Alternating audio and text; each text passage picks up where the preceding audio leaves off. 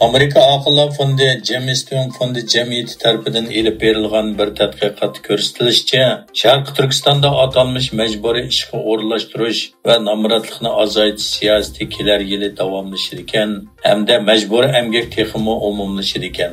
Ammo burunqidek ro'shan ko'rinmaydigan bo'lib qoladi ekan. Tadqiqotga qaraganda ishg'olchi Xitoy hukumati 14-5 yillik planda belgilangan har bir talantli odamni ishga o'rnalashtirish siyosati nomida nishonliq yezi nopisiga ishga o'rnalashtirish va tarbiyalash talabini kuchaytgan. Shuning bilan birga dokladda yer ishiltish huquqining shu yerdagi dehqonlardan davlat egiligidagi hamkorlik kooperativiga yetkazilganligi, yerli xalqning yo'tkab ishga o'rnalashtirish orqali muoshlik emgakka majburlanganligi ko'rsatilgan. Dokladning avtori Adrian Zins mundaq dedi: "Buning bilan Uyg'urlarning majburiy emgaki texmi umumlashadi, lekin maxfiy elib beriladi."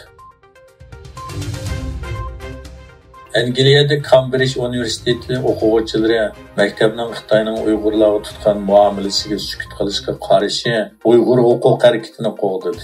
Maktabning kishilik huquq uyushmasi tomonidan shakllangan bu faoliyatda o'quvchilar maktabga 2 maktub yo'llagan. Bu faoliyatning ahamiyati Xitoyning Sharq Turkistondagi Uyg'ur tili, an'anasi va urf-odatini yo'qotishni maqsad qilgan madaniyat irqiy qirg'inchiligiga qarshi tonishni o'stirish ekan.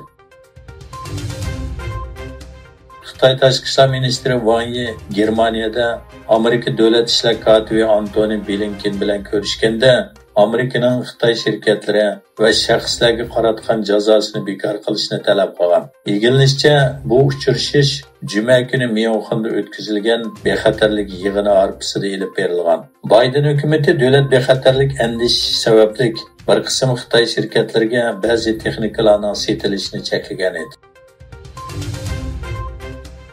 Xitoy Tashqi ishlar ministerligining bayonotiga qaraganda, ministr Wang Yi Germaniyada 60-navbatlik Myunxen bexatarlik yig'iniga qatnashayotgan Ukrainalik mansablishi Dmitry Kuleba bilan ko'rishgan. Wang xalqaro vaziyatda qanday o'zgarish bo'lishidan qat'iy nazar, ularning Ukraina bilan bo'lgan munosabatini normal taraqqiy qildirishni xohlaydiganligini bayon qilib, Xitoy to'qinish rayoniga yoki to'qinishayotgan taraflarga ajalli qurollarni sotmaydi degan.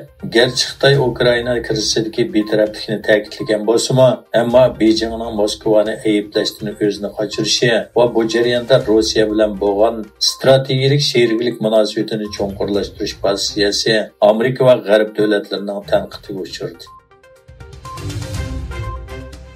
Vengriya hukumati Shvetsiyaning Shimoliy Atlantik Akli tashkilotiga a'zo bo'lishni tasdiqlash masalasida Amerika Kengash palata a'zosi bilan ko'rishishni rad qilgan. Amerika Kengash palata a'zosining 2 partiya vakillar umiki Vengriya poytaxti Budapestga berib, hukumatni Shvetsiyaning Shimoliy Atlantik Akli tashkilotiga kirish talabini darhol tasdiqlashga chaqirmoqchi bo'lgan. Lekin Vengriya hukumatidan hech qanday bir rasmiy kishi ular bilan ko'rishmagan.